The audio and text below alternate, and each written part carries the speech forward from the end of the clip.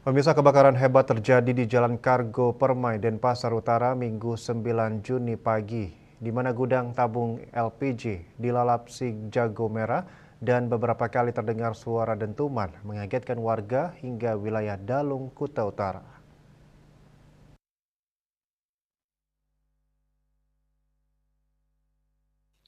Informasi diperoleh di lapangan kebakaran itu terjadi pukul 6.30 WITA.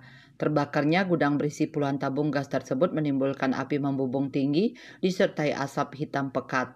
Warga yang ada di wilayah Dalung juga mendengar suara letupan dan melihat ada asap hitam.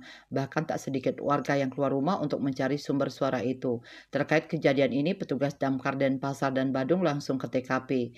Petugas bergerak cepat berupaya memadamkan api. Selain itu, mencegah si jago merah tidak merembet ke bangunan sekitarnya. Pihak kepolisian masih menyelidiki penyebab kebakaran tersebut. Kasih Humas Polresta Denpasar AKP Ketut Sukadi belum bisa dikonfirmasi terkait kejadian ini. Kertanegara Bali Pos.